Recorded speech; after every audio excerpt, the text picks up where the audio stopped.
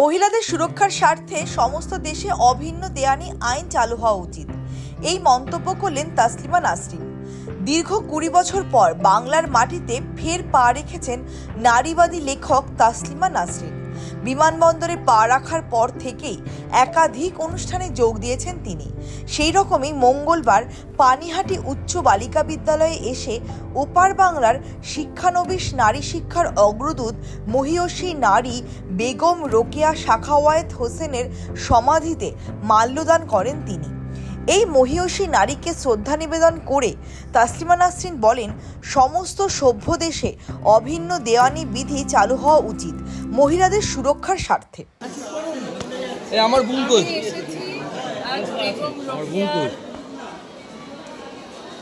কবরে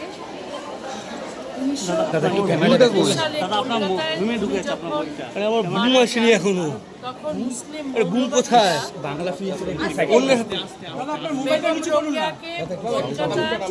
কলকাতায় কবর দিতে দেয়নি, কারণ উনি নারীবাদী লেখিকা ছিলেন এবং তিনি এই এবং নারী বিদ্বেষী যে পুরুষতান্ত্রিক সমাজের সমালোচনা করেছিলেন। সেই কারণে ধর্মান্ধ লোক মুসলিম সমাজে ওরা কলকাতায় তার কবর দিতে দেয়নি। তখন একজন লোক এই পানিহাটিতে একজন প্রগতিশীল মুসলমান থাকতেন, উনি বলেছিলেন বেগম রোকেয়ার আত্মীয় স্বজনকে যে যেন খুব গোপনে তার লাশ যেন পানিহাটিতে তার জায়গা ছিল, সেই জায়গা তিনি গিয়েছিলেন যেন বেগম রোকেয়াকে কবর দেওয়া হয়। 1932 সালে কলকাতায় কোনো কবরে জায়গা না পেয়ে রাতের অন্ধকারে তাকে এখানে কবর দেওয়া হয়েছিল। আমি আজকে এসেছি বেগম রোকেয়ার কবরের কাছে, কারণ তিনি মৌলবাদীদের বিরুদ্ধে লিখেছিলেন।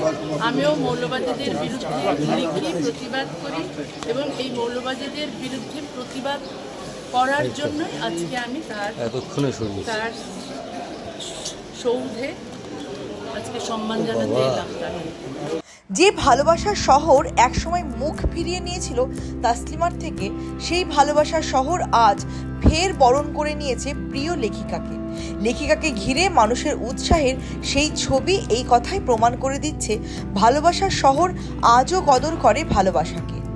ব্যুরো রিপোর্ট, দিনকাল নিউজ, উত্তর 24 পরগনা।